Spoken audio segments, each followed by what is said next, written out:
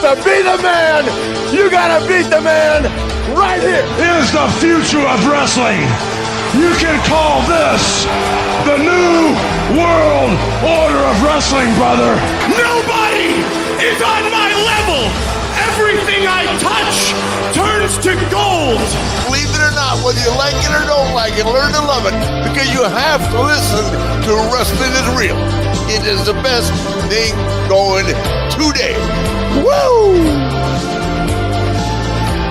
We've made it all the way to episode 750 of the Wrestling is Real podcast.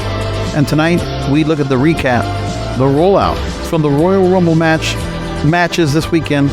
If you didn't catch the post show, I had put one up on Saturday night, WrestlingIsReal.com. Wherever you find the show, it's the previous episode. Did about a good 30 minutes just to give you the full take of where things were with the Royal Rumble pay-per-view, the premium live event, and where I felt like the booking was off, but the outcomes were correct. That's really what it comes down to. Execution. And that's something that WrestleMania cannot have. But regardless, what's more important is the outcomes are here.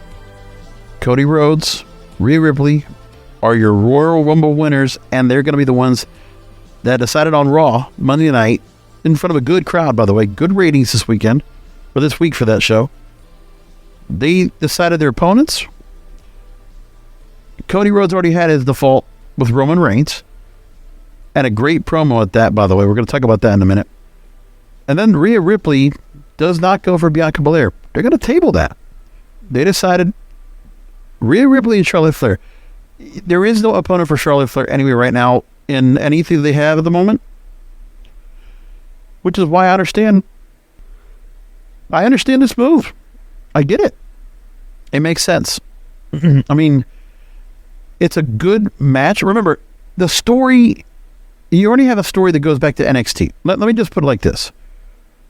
The reason I think it is better off that Rhea Ripley takes on Charlotte Flair is because you go back to, you can talk about NXT and Rhea Ripley and Bianca Belair having their feud together, right? Having their time down there. You can absolutely do that.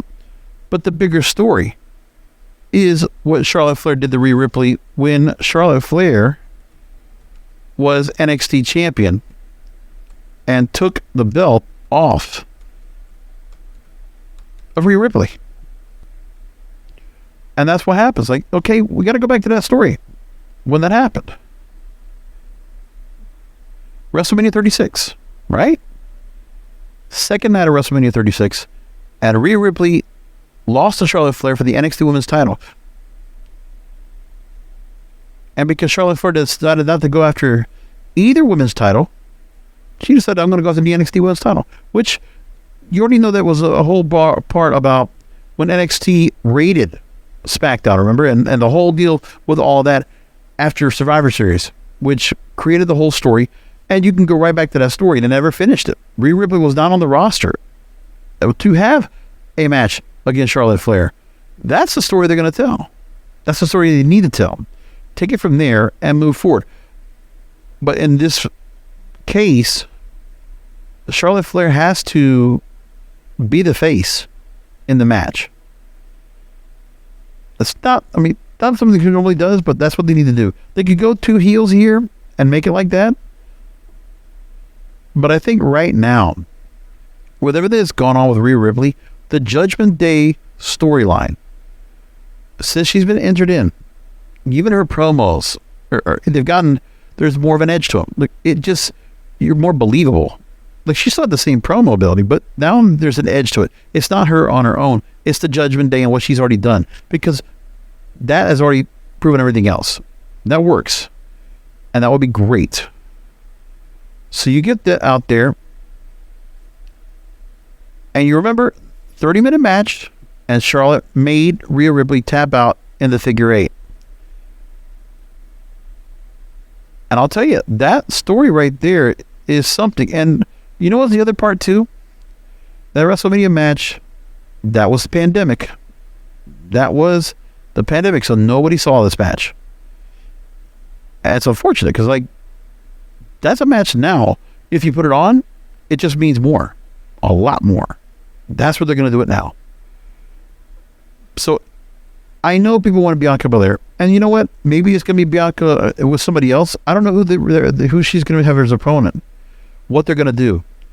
At this point, there's not any new opponents for on that side, so that would probably have to do something where, unless Ronda Rousey moves over there and takes on Bianca Belair, I don't know if they're going to do that, but that'd actually be kind of cool. I think they'll probably have to do a triple threat. Bayley, Becky, Bianca. I mean, you put that all together, that might be the match. I don't know what you do, but I don't see who the opponent for Bianca Belair is. But they haven't thought about that yet. So that's the other match you got to think about. And then eventually we think Kevin Owens, Sami Zayn against the Usos. That's another match you're going to set up, which is fine. That's all set up right there. I'm cool with that. So there's a lot of intrigue in the Charlotte Flair Rhea Ripley match for the women's title. There is. It's the right time for it, as a matter of fact. And I think there's a chance that where Rhea Ripley takes that belt. Now, it would mean that she'd need to be able to be on both shows. She has to continue to be on Raw. She has to be a part of Judgment Day. And then if she wins the title, she has to be on SmackDown to defend. I don't know what you do after that. Like, there's all that going on. It's a good story to have. I prefer that storyline. I prefer that match over Bianca. And it's not as if Rhea can go after Bianca at a later time, but you have to tell that story. You have to actually build that story from scratch. Like, you could tell the NXT story, but the problem is the main roster, these fans don't know. These fans don't understand. You have to go ahead and give them this. In the whole crux of Rhea Ripley right now, remember, I mean, in her run on that main roster, she had to go and deal with the part with Nikki Cross as a superhero. And there was all the other stuff that was going on when they brought her in, that she wasn't necessarily, she was out there, but not anywhere in the picture. She was a mid-carder. And then she comes in here, and now she's feeling very important. She's upper mid-card right now, and to put her in a main event feud now after the Royal Rumble win, 60 minutes, by the way, you just made her superpowered. She's made. She is now a top women's star. With that, and a win over Charlotte Flair will put her on top. Same way Becky Lynch put over Bianca. It's the same thing. You're actually building stars for the future. You're actually getting them now. You're getting there in the prime. So Rhea Ripley now in her prime, she's hitting her stride right now. This is everything you would hope for in this character. It's working, and people like the character. She is the appeal with Dominic Mysterio on the Judgment Day. Finn Balor, Damian Priest, they are secondary. They're basically understudies to the master that is Rhea Ripley with Dom. That's it. Those characters have a great appeal to them. It just works. She's mommy. Imagine how this works out. And I'll tell you, it's working out right here with all of it, because I just think it's right. The Judgment Day and the whole mommy Dom storyline is secondary to the best storyline next to the Bloodline.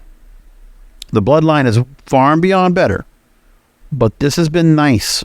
Like, if I watch any clips or any things going on with them, Judgment Day has been interesting to watch, but it's because of that dynamic. It's not because of Finn and not because of Damian Priest. Now you got Edge in here to throw into the mix, which is going to be good for them, so that Judgment Day, you'll have Finn Balor, Damian Priest probably have a match against Edge and somebody else. Who knows what that will be.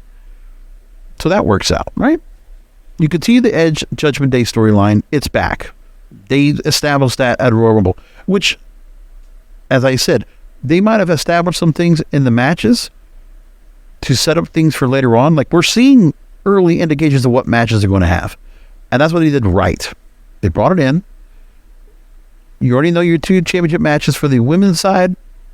You'll know what you're going to do with Bianca later. You kind of have an idea, an inkling of what's going to happen with the Usos. You know who Roman's going to take on. And then you can think about Edge will have a match with Judgment Day in some way, shape, or form.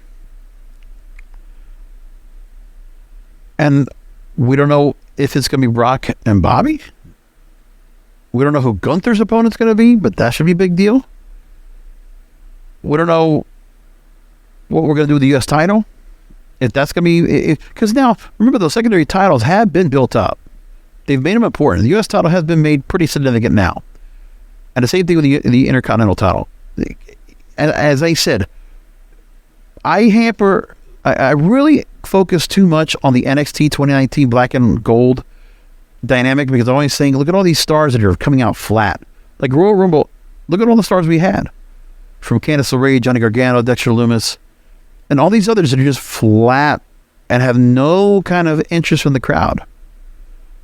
And that's what I'm saying. Like, they're the ones that are not going to be a part of anything here. But meanwhile, I have to focus on the positives. The secondary titles are now, they're distinguished. They have value. It's important if somebody wins that title. Don't get me wrong. That is what it is now. I will give credit there. Gunther has been a very damn strong IC champ, absolutely. Austin Theory has been good at the U.S. title, or Seth Rollins, or Bobby Lashley. That dynamic right there, and also putting in that match in the Raw main event several times, because that was the featured title, because they can't put the world title on the line. That's what they put out instead, and people liked it.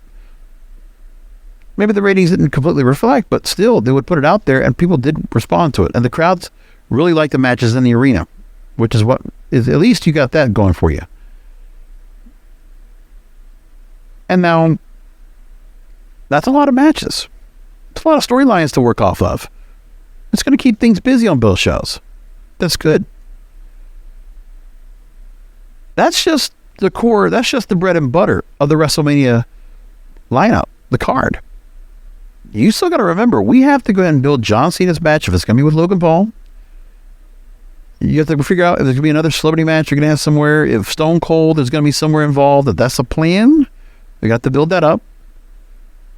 But otherwise, they're getting ready everything for Los Angeles, for Hollywood. They're getting it all set.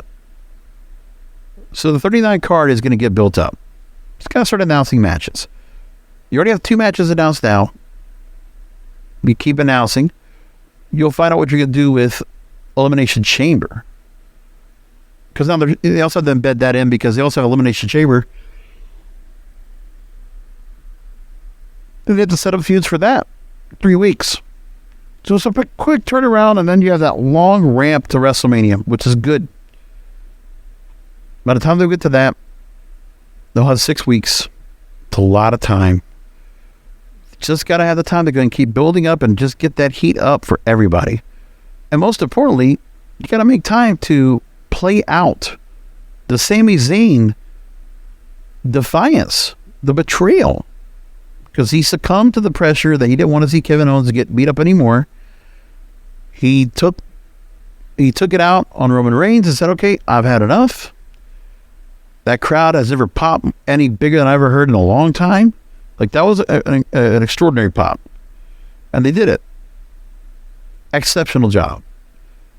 It will still be something that, like, you know, when you're going to go back and watch that clip, and you'll just still be awestruck as to how well was done and the emotion that you have in there. Because I can imagine people, when they saw Sami Zayn getting pummeled after it was all said and done, I bet you some people were probably getting a little bit emotional, just saying, wow, they betrayed him. The whole thing's gone. The fun is gone from the bloodline. They are now full-fledged heels. These guys turned evil, the bloodline. And as far as I know, they're saying in the storyline that Jey Uso is out. He's not part. What's going on now? I don't know. Also, one thing, keeping it 100 with Conan, there was a whole story about the fact that Jacob Fatu is still under contract. So he's not going from MLW over to WWE anytime soon, but yet there's obviously been talks. Jacob Fatu is under consideration. Whenever he gets off that contract, something could really go out. Now, both Cody Rhodes and Rhea Ripley were on individual shows this week to talk about their performances at both at said events. So we're going to talk about what they did. Cody Rhodes was on Impulsive recently, Logan Paul show, and talked about a bunch of different things. We're going to go and bring that up right now. And some of the transcript highlights, first of all, he had his view that some legends of the industry have on today's wrestling. And he said this, quote, There's some guys in the industry, legends, who are so judgmental on how we do wrestling because they made money. They did it. They were right. They drew interest. They got heat. They did it all right. They're committed to the idea that there's only one way to do it. What I found out is that however you do it, if the people are up, if they're reacting, if they're popping, if they're on their feet, don't judge this. This is done right if you're entertained. Plus, the wrestling fan has evolved so much, most of them are longtime fans. They've been sitting watching the same stuff. We got to change. The NFL's changed. Sports has all changed. The game is fast. Then you hear these dudes, you'll hear people, oh, I'm an old school, man. I'm meat and potatoes. 9 times out of 10, that means you're lazy. Well, buddy, can you do something? I'm all about the moments, too. I believe it. But the moments and the moves, it's both. And when I look at that line, I'm thinking,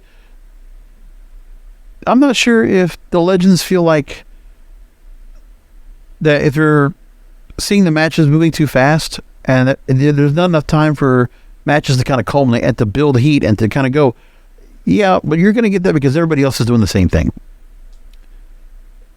I mean, WWE can only deviate from everybody else for so long. I don't think it could be done. Not right now, anyway. He talked about his surgery. He says that, they filmed his surgery for the documentary, like super awkward. He saw the footage that most people haven't seen because there's so much blood. And that blood was squirting out of his chest, and the doctor got what looked like kitchen tongs and was yanking the muscle back into the arm and showing them because he's like teaching as he goes. One of the things that everybody's really been talking about too is that Cody Rhodes is looking at if he wins the world title, he would bring back the Winged Eagle title, the old WWF style title from back in the day. That's what he would like to do if he gets the win. So that's a possibility. I don't know if that'll count as the undefeated championship, but that'd be interesting. And then Cody went on that show, but then also we went over, and then you had Rhea Ripley, who very interesting in this match. Man, she is tough. In the Royal Rumble match, she had to pop her knee back into place. She did 60 minutes, by the way. She was with Ariel Helwani on a post-show discussion, and she dislocated her knee during the post-show press conference and told Helwani it's something she's dealt with since she was a kid. Quote, I just have knee problems. I've always had them. Growing up playing soccer, my kneecap sometimes slides out of place and it sort of goes to the side. And sometimes it will go back to the very back of my knee and I'll have to straighten it and it goes back. It hasn't done it for years, so I don't know what made it do it this time. I guess I haven't drank enough water today or eaten enough, but yeah, it slid out for a bit, but I popped it back straight away. And she says it happened maybe halfway through, maybe a little bit earlier. I wasn't too worried because, to be honest, the rest of my body was pretty cramped anyway, so I could have just ignored it. My nose was busted, so all I could smell was blood. It was everywhere, but I live for this stuff. Now, before this, everybody was kind of talking about, well, would she have a match with Bianca Belair? And that going against Bianca Belair would appeal to her, because there's a lot behind that, but that's not the case for this. They decided not to go that route. And so what they decided to do was make the decisions they did, and we have to go ahead and analyze and see what they did from Raw on Monday night to see what they really got out of it. Now, I have no problem with that. Like, what they decided to do with the night and what they decided to put together was pretty good. Now, like I said, 2.114 million viewers watched Raw on Monday night. Now, remember, it's unopposed with no football, so the numbers are good. Like, they're getting a good number. If they're passing 2 million viewers, that's exactly what they should be doing. Let's see what SmackDown does with the fallout of the Bloodline. That should be monster, by the way. And Friday night, it's nice. My theater and all these other, leading up to the Oscars, all the Oscar-nominated movies are going to be coming out, and I never got to watch Everywhere, Everything at Once. What is that all again? That movie? I'm going to watch that this weekend. I didn't get a chance to catch it when it came out. I will, which is nice. 18 to 49 demo was 0.64. And it's actually, they said, was the highest demo rating because 18 to 49, no one else watched anything more than Raw on Monday. Like on Raw, that was the highest 18 to 49 number across the day. 24 hours. Damn good job. So they got that. So as for the results, Cody said he started his journey in Ohio Valley Wrestling, thought he would be WWE champion within 2 years, went through his career, and he says that WWE has more than one royal family. He has to stand across another.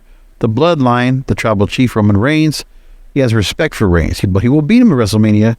Then you had the Judgment Day come out, and decided to put that in there to, you got to do other things going on while we're waiting for Cody. If Cody can't confront Roman, we're going to hold off on that. They put in Judgment Day as a stopgap. In the meantime, they have to continue to keep doing things to keep the show going while they're waiting for these long storylines to start culminating. But we got the announcement. That was the important part. Then Rhea Ripley comes out, says 3 years ago she was, and this is the point, she makes the point in the storyline that she calls out the WrestleMania 36 match. 3 years ago she was NXT champion, challenged the winner of the Royal Rumble, and Flair put her in her place. Yeah, I forgot about that. That Ripley says she hates to give Flair credit, but she's getting better every year, as at the top of her game. She said she better enjoy everyone bowing down to the Queen because they're about to rise to Rhea Ripley at WrestleMania. She will put her in her place because she's choosing her. And some people were really kind of surprised by that, but I wasn't. Like, that's fine. That's a good story. It makes sense. It's good. Excellent. And so far, they started having matches set up so they got a Elimination Chamber, which will be coming up. And so far, in that setup, they already have right now 4 opponents in the Elimination Chamber: Austin Theory, Seth Rollins, Johnny Gargano, Bronson Reed. 2 more need to enter. And this is for the United States Championship, by the way. Did not know that. So they're not putting up, the winner will not go for a world title.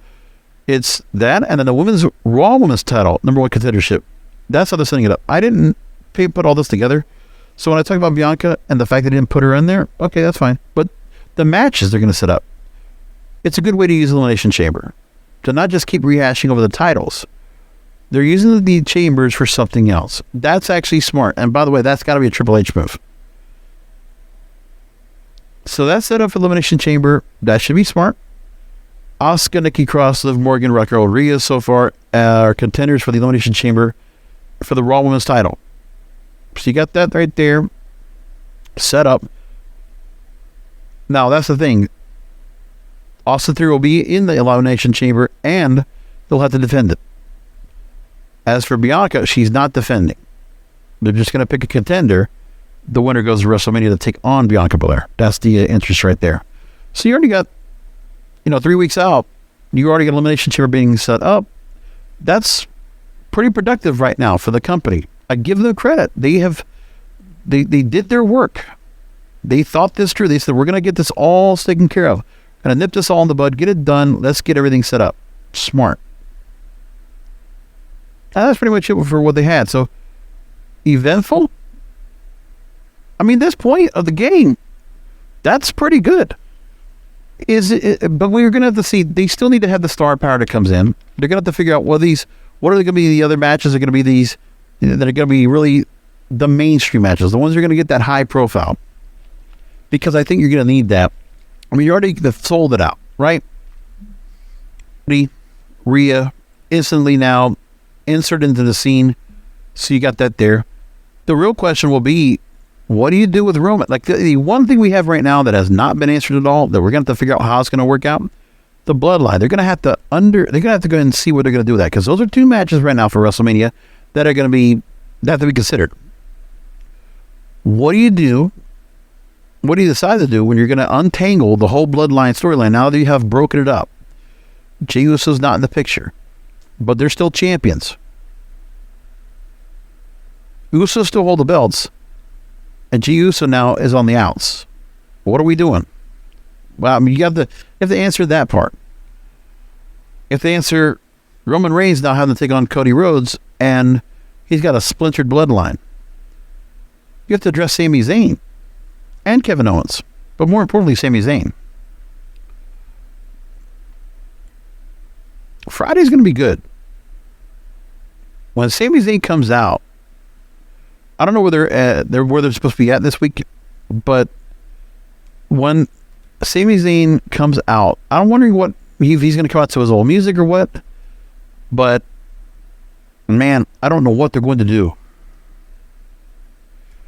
I'm curious because that's a lot going on right now. At the moment, SmackDown already has set up. They have a tag title contenders tournament, and it's Imperium against Braun Strowman and Ricochet. You got that set up right now, and there's a SmackDown Women's Championship match that'll be set up. And so Charlotte Flair is going to give Sonya Deville one more chance at a crack of the whip to see if she can win. And that's what you got. But we don't know anything of what's going to be done when it comes to Bloodline. That's everything else that's to be considered. Where are we going to go there? That's the part we have to all consider. Very happy with all this. I'm content. How many times do I get to say that during WrestleMania season? They're not screwing it up too bad, but they have to untangle Roman Reigns. And if there is the truth behind they want to split the belts, you're going to have to figure that out too. I don't know what they're going to do, but they have to be very creative this time. I mean, to give logic behind what they're going to do. I mean, the point that they decided to put it together like they did, remember, it was done out of haste. It was done out of scramble because Brock Lesnar could not, Roman Reigns was sick. Because Roman Reigns was sick, that's happened. Now, do you take that? I mean, think about it like that. If Roman Reigns never got the chance, never gave the title shot, and then he decided to do that 5-way match. I don't know how that works out. I don't know. You'll have to figure out what to do. What it's going to be. How they're going to set it up and figure it out. I don't know. I'm ready to find out. I am ready. Let's do it. We're not going to go too long tonight. I just got a few more things I want to bring up before we go wrap things up. Well, actually, there's one more thing. We're going to leave it right there. If you want to get a little more recap on where the storylines are, classic stories that can be built, Bleacher Report put a pretty good story, so I'll just drop that into the queue. One of the stories I'm going to bring up real quick. WWE right now, there's another law firm investigating on behalf of the shareholders. Another class action lawsuit. And the law firm of Braunstein, Gerwitz, and Grossman announced they're investigating WWE for violation of securities laws. Going to go after the finances. Investigations focused on whether WWE or company's officers directly violated securities laws or breached their fiduciary duties in connection with the above alleged misconduct. Last week, Detroit's Police and Fire Retirement System filed a lawsuit after McMahon was voted back to the board of directors. And this is to block McMahon's regaining control and selling WWE. And Scott Fellows, who's a shareholder, filed a lawsuit in Delaware's Chancery Court because he believes McMahon illegally installed himself as chairman. So those things are going to continue to go along, but that's all there is to that. Like I said, there's a lot more that could be unraveled here, but like I said, everything's right there. By the way, congrats to Samoa Joe. He's again TNT champion. Now Wardlow's back. They're going to build that back up. And pretty soon we'll have to start talking about Revolution. Again, March 5th. We'll wait for that. See where they're going to go with things. NXT Vengeance Day. Let's bring that up real quick. I saw what's been going on. They got a whole lot of matches. And by the way, in a big arena, Spectrum Center, Charlotte, North Carolina. 2 out of 3 falls match. Apollo Crews, Carmelo Hayes. I'll take Carmelo to win that. NXT Women's Tag Team Championship. Caden Carter gets out a chance against Kiana James and Fallon Henley. I really don't care about this. I'll take the champs. A fatal 4-way for the NXT Tag Team titles. New Day defending against Pretty Deadly, Gallus, and Andre Chase, and Duke Hudson. I'll take New Day to win. I don't see them taking it off of them. I don't know. But it's a 4-way. You could really make it very predictable. Wesley versus Dijak. North American Championship. I will take Dijak to win. Roxanne Perez defending the NXT Women's Championship against both members of Toxic Attraction. Gigi Dolan or JC Jane. I'll take Roxanne Perez to retain. If not, I think Gigi Dolan wins it. As I said, I would prefer Gigi Dolan, who is a stronger single star in my opinion, to take that belt. Braun Breaker, Grayson Waller. I'm going to go crazy. I'm going to say Grayson Waller wins. Steel cage match. I say Grayson Waller beats Braun Breaker. That's what I say. Braun Breaker holding the belt is stagnant. I think just seeing Grayson Waller out there with the belt the heel. Yeah, that would probably work. Something like that. I think that's what's going to go on. Anyway, that's on Peacock. I'll let you know if I do a post show for that. It depends. Maybe a couple of minutes I'll jump on it and talk about it, but not much more. That's it. So that's it. That's the show tonight. We'll keep it short because I did do a post show for Royal Rumble. Catch that right now, WrestlingGuysRope.com. That's the show for this week. Come back for another Wrestling Guys Rope podcast because wrestling needs us. Thank you for listening to the Wrestling is Real podcast. Find past episodes anytime at WrestlingIsReal.com or subscribe on Apple, Amazon, Spotify, or all major podcast distributors. Follow at King of Podcasts on Twitter, Facebook, Instagram, and TikTok. This has been a presentation of the King of Podcasts Radio Network.